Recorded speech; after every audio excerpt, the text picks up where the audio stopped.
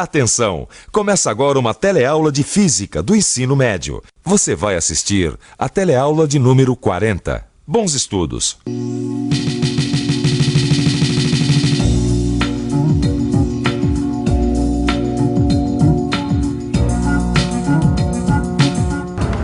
Maristela, eu tava olhando essa maquete e eu percebi que ela demonstra como é feita a distribuição de energia elétrica, né? Aí eu pensei, como será que a eletricidade se desloca pelos fios? Se você pensar nas distâncias que ela percorre... E essas distâncias podem ser enormes, Rosinha. Olha, para entender como a energia elétrica se desloca pelos fios, a teleaula de hoje vai mostrar o que é corrente elétrica. Você vai aprender como se calcula a intensidade de uma corrente elétrica. Vai ver que existe uma unidade específica para a corrente elétrica e vai descobrir que existem dois tipos de corrente: a corrente contínua e a corrente alternada. Bom, eu aposto que você ficou interessado, então é só acompanhar porque a nossa teleaula de hoje está começando e cheia de energia.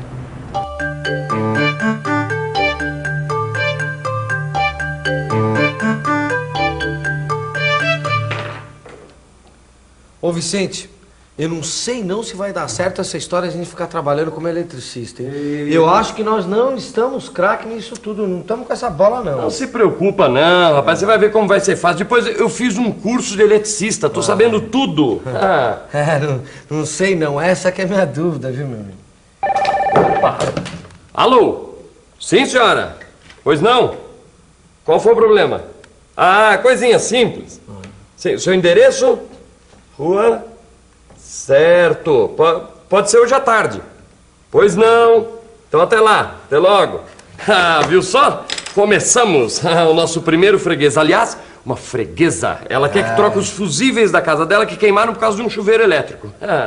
Coisinha simples. Coisinha simples, né? Coisinha simples mesmo. Quero ver se a hora que ela começar a perguntar por que queimou o fusível, tal e coisa. Quero ver você responder. Espera um pouquinho. O que aconteceu na casa da mulher eu ainda não sei. Né? Mas para saber como um fusível trabalha, primeiro a gente precisa saber o que é corrente elétrica. Corrente elétrica? Que é isso, Vicente? Corrente elétrica é simples. É o movimento dos elétrons pelo condutor, que é o fio. Entendeu?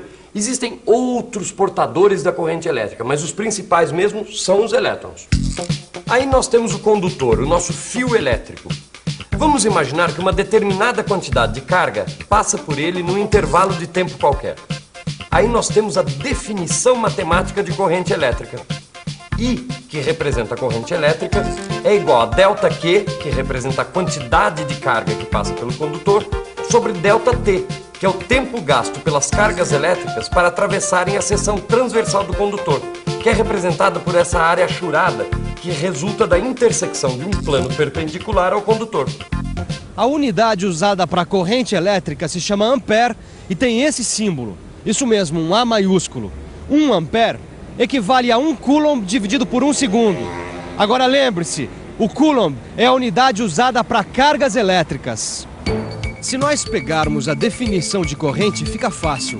É só substituir. 1 ampere é igual a 1 coulomb por segundo. Os valores das correntes elétricas variam muito.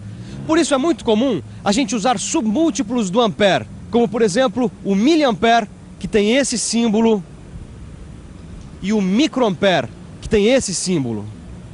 Com essa definição de corrente elétrica, Rosinha, fica fácil resolver vários problemas envolvendo a eletricidade. Toda carga elétrica é um múltiplo da carga do elétron, que é representado por esse E minúsculo. Então a gente pode substituir ΔQ pelo E vezes o número de elétrons. É só lembrar que o E tem um valor constante que é igual a 1,6 vezes 10 elevado a menos 19 coulombs. Portanto, a definição matemática da corrente elétrica também pode ser escrita assim: I é igual a N vezes E sobre ΔT. Tudo bem, mas e daí? Daí que a gente pode calcular com essa fórmula várias coisas relacionadas à eletricidade. Dá só uma olhada, Rosinha. Vamos imaginar um relâmpago que descarrega 20 vezes 10 a 18 elétrons sobre a Terra. Tudo isso num intervalo de tempo curtíssimo. 1/10 de milésimo de segundo. A pergunta é, qual a corrente elétrica dessa descarga? Ah, Maristela, essa é fácil. Deixa que eu resolvo. Para achar o ΔQ é só substituir. 20 vezes 10 a 18 é o número de elétrons. E 1,6 vezes 10 a menos 19 é o valor da carga de um elétron. Fazendo as contas, a gente descobre que o ΔQ é igual a 3,2 coulombs. Aí a gente aplica a definição da corrente elétrica.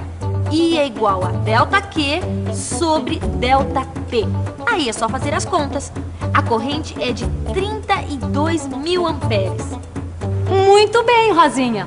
Olha, no seu livro de estudos você vai encontrar outros exemplos de aplicação da definição da corrente elétrica. E lembre sempre de aprofundar no seu livro tudo que você vê aqui na teleaula. Moleza, é? Pois sim. Você viu quanta coisa tem aí sobre corrente elétrica? Calma, Gil, calma. Olha, ainda tem muito tempo até a gente fazer esse trabalho. Até lá a gente ainda vai aprender muita coisa nessa teleaula, você vai ver. Olha, a gente já aprendeu como definir corrente elétrica, já vimos que com essa formulazinha dá para resolver um monte de problemas. E agora vai vir mais coisa por aí. Nós vamos aprender que existe um sentido da corrente elétrica. Sabia disso?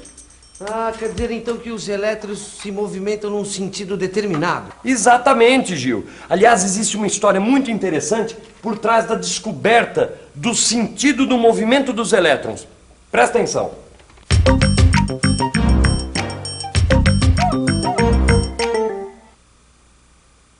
Quando ainda não se sabia a natureza da carga elétrica que percorria os condutores, os cientistas supuseram que ela fosse formada de partículas positivas. Assim, foi adotado o sentido indicado pela seta maior, como sendo o do movimento das cargas que formam uma corrente elétrica. Quando foi descoberto que as cargas eram na verdade elétrons, cargas negativas, ficou claro que o sentido real da corrente elétrica era oposto ao que pensavam os cientistas até então. Porém, esse é o sentido adotado até hoje. Os físicos o chamam de sentido convencional, ao contrário do sentido real da corrente elétrica. Mas esse sentido só é válido quando se fala de corrente elétrica em condutor sólido, como por exemplo esse fio.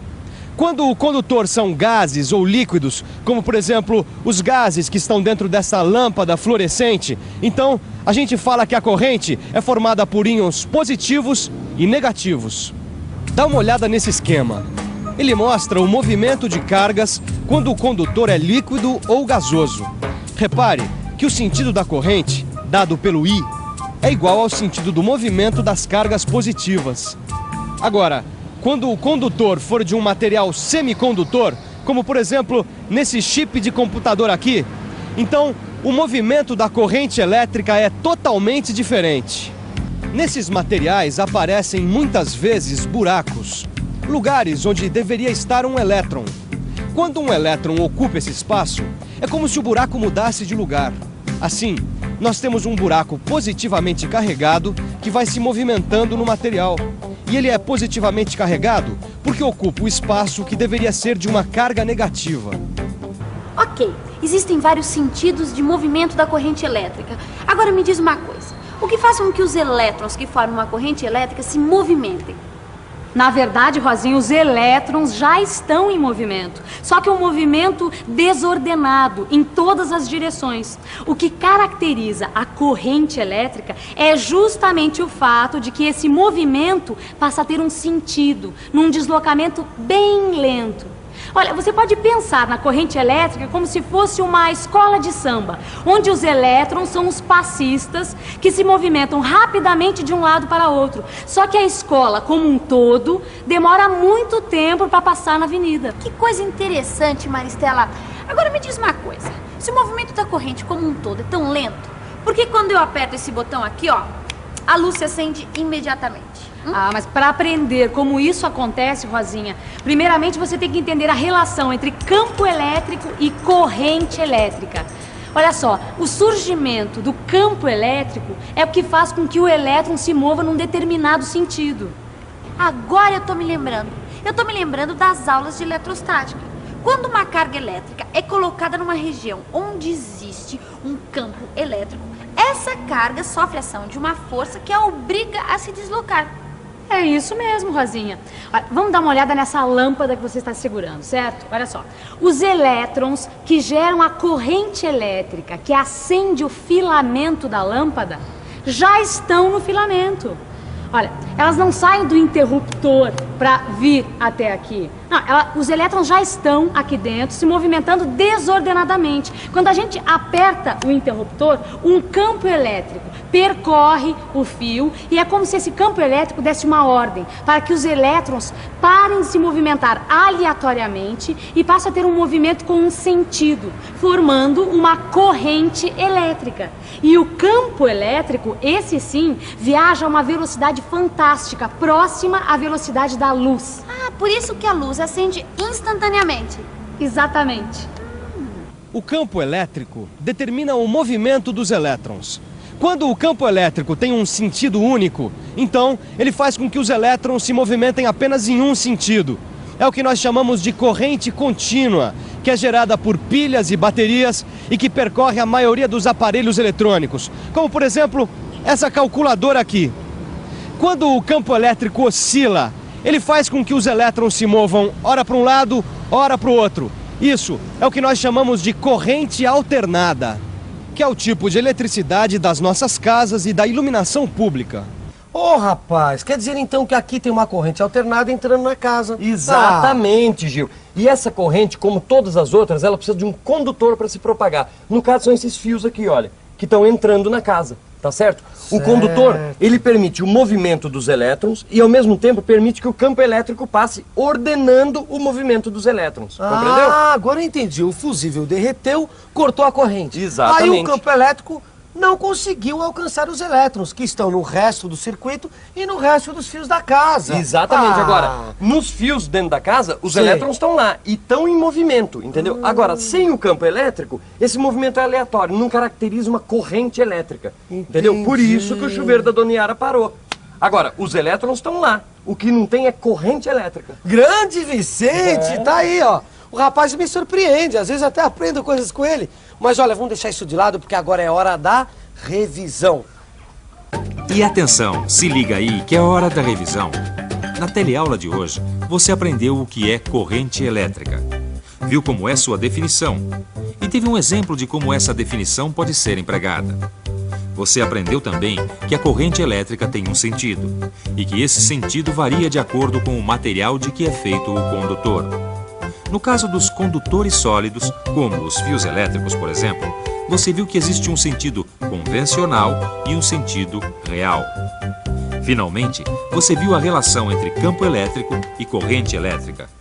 Viu também como o sentido do campo elétrico determina o tipo de corrente elétrica, gerando uma corrente contínua ou uma corrente alternada. Legal, Maristela, eu gostei.